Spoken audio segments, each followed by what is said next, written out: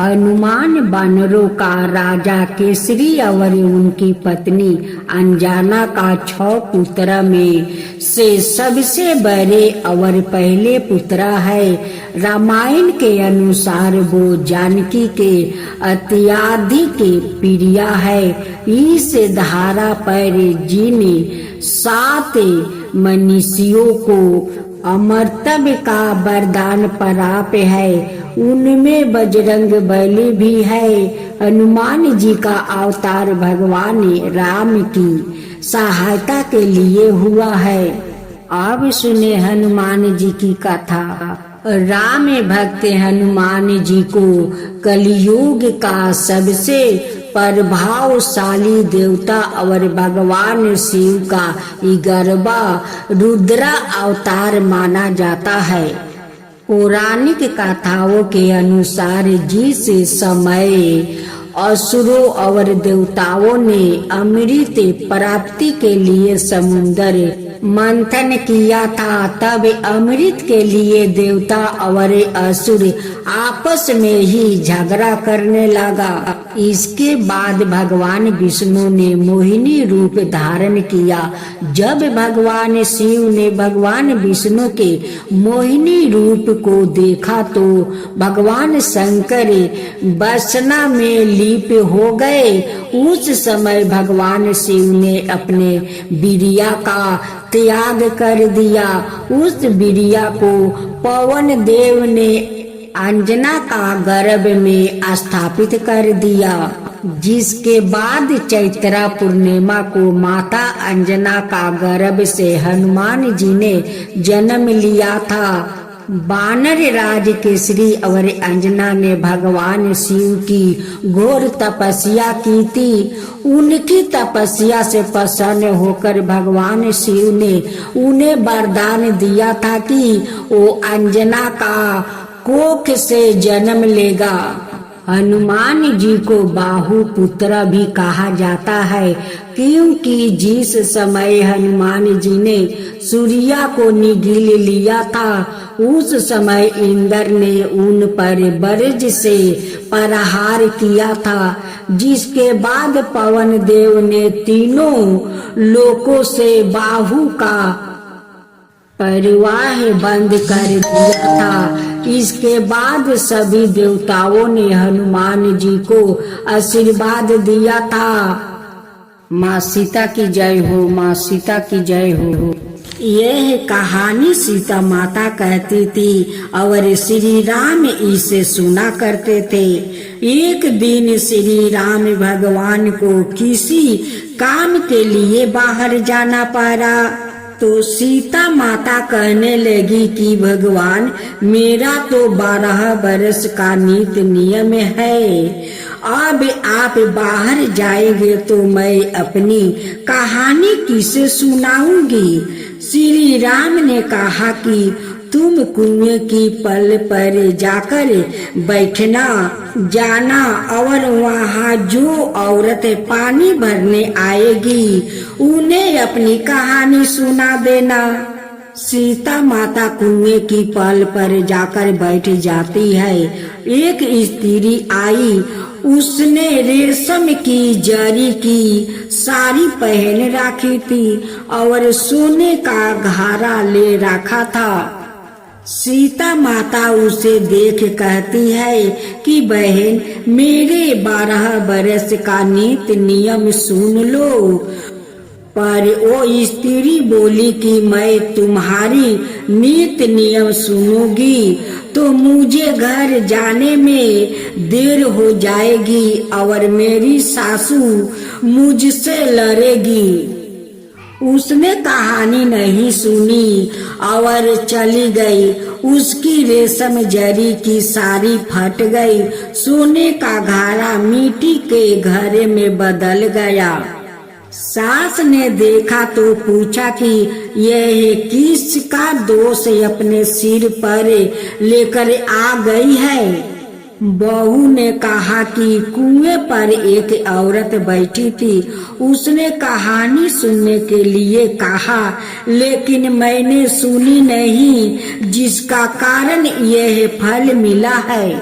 बहू की बात सुनकर अगले दिन वही सारी अवर घारा लेकर सासू कुएं के पल पर गई।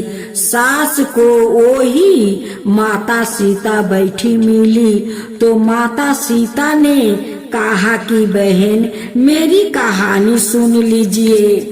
सास बोली कि एक बार छोड़ मैं तो 4 बार कहानी सुनूंगी।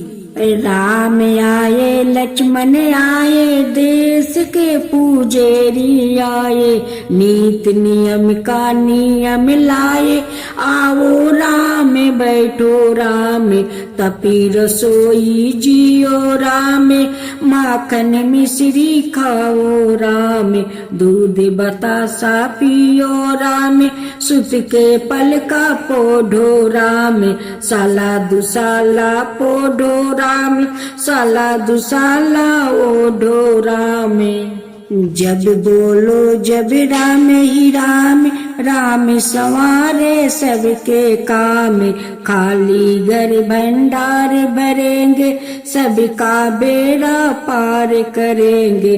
श्री राम जय जय श्री राम जय जय, श्री राम जय जय श्री राम जय जय। सास बोली कि बहन कहानी तो बहुत अच्छी लगी। कहानी सुनकर सास घर चली गई और उसकी साड़ी फिर से रेशम जरी की बन गई। मिट्टी का घारा फिर सोने के घड़े से बदल गया। बहू कहने लगी सासू माँ आपने ये सब कैसे किया। सास ने कहा कि बहू तू दोष लगा के आ गई थी और मैं अब दोष उतार कर आ रही हूँ।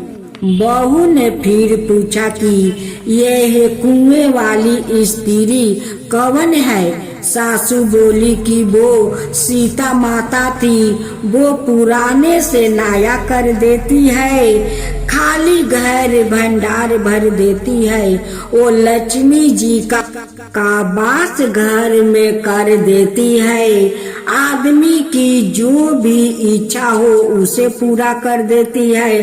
बहू बोली कि ऐसी कहानी मुझे भी सुना दो। सासू बोली कि ठीक है तुम भी सुनो और सास ने कहानी शुरू की।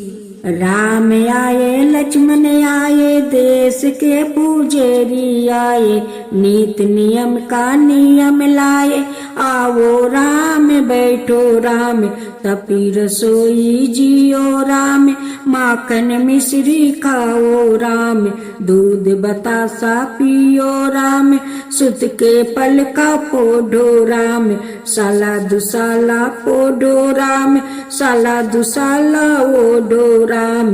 जब बोलो जब राम ही राम, राम संवारे सबके काम, खाली घर भंडार भरेंगे, सबका बेड़ा पार करेंगे। श्री राम जय जय राम। कहानी सुनकर बहू बोली कि कहानी तो बहुत अच्छी है।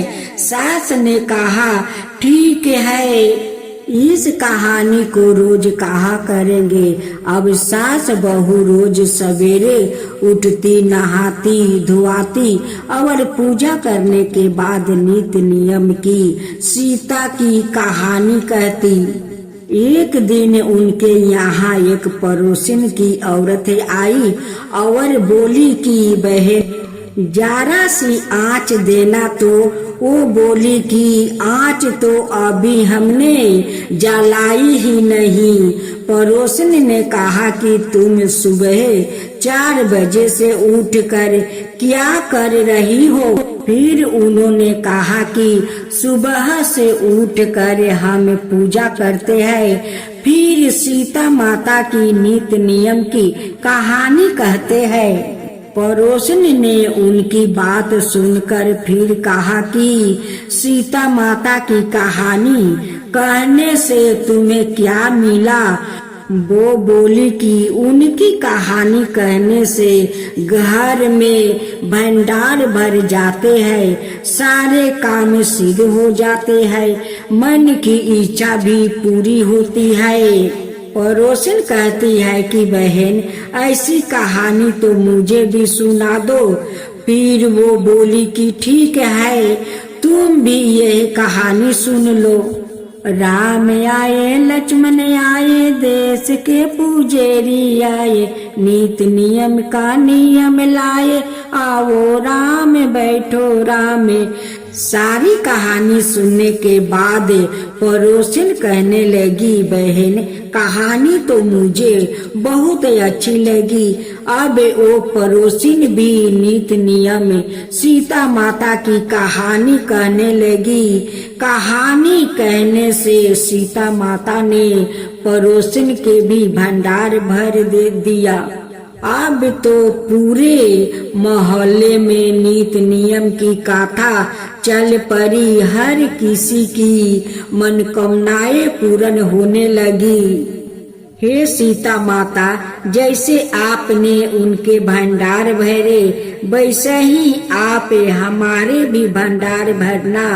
कहानी सुनने वाले के भी और कहानी कहने वाले के भी।